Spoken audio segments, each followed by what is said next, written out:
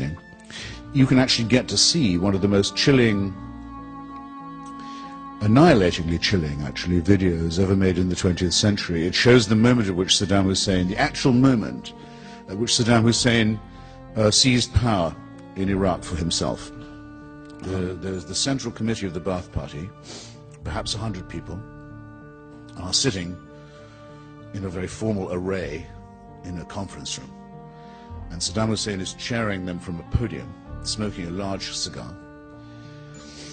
And suddenly, without warning to anyone, in is dragged between two guards and in chains a broken man, a man who is obviously physically and mentally been utterly destroyed. His personality has been evacuated. And prodded a bit, he stumbles through a confession that implicates himself and others in a plot to destroy the Iraqi Republic, to remove the regime of the Ba'ath Party, and to ruin the Iraqi revolution, the counter-revolution. Having confessed for himself and having begged to be executed for his crimes, and having been reduced to a state of complete abjection, the man then says, the following members of this Central Committee were with me in this plot, and he begins to read out their names. Slowly. And as this happens, you can see it, the guards move every time a name is mentioned, and they grab the member of the Central Committee and lead him out of the door. And after about a dozen of these, there's panic. Sheer animal panic starts to spread among those who haven't yet been named. And in the hope that they're not going to be,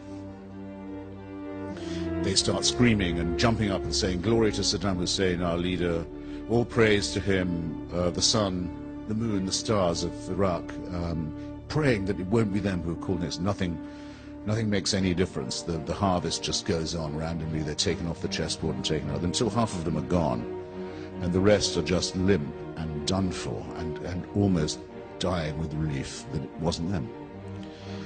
It's the most extraordinary live show of a real, for keeps, political purge that you'll ever see. And then there's the second half, where the surviving half are told to go out in the yard and are given guns and are told to shoot the convicted half. Now they're in the plot. Now they are cemented to the leadership. Now, Kanan Makir in his book says correctly, he says, Hitler wouldn't have thought of that. Stalin didn't even think of that, and he thought about these things a lot, about how to get one member of the Central Committee to betray another member and keep them all guessing so that you're the ultimate beneficiary. But this, it's often, I think, very, very, very hard for people who live in civilized countries, democratic countries, to understand what it would be like to live even a day under a regime that was like this. I used to find in arguments about Iraq that I knew right away when someone didn't know what they were talking about. And the dead giveaway would always be when they would say, "All right, I agree, Saddam Hussein is a bad guy." I said, "That means you don't know anything about it.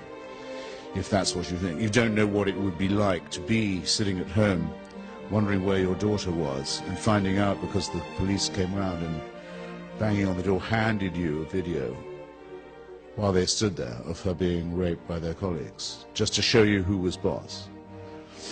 The word evil, which I began with, I think does need a bit of justification. Many people think that to even use the word evil is sort of naive or morally too judgmental, or you know what I'm driving at, too simplistic. And yet it's somehow a word without which we cannot do. The person who spills their cup of coffee in the morning on a copy of the party paper that has the leader's picture on it, and everyone in the cafe goes completely quiet. You just desecrated a picture of the leader. The police are on their way now. You've just made the biggest mistake of your life.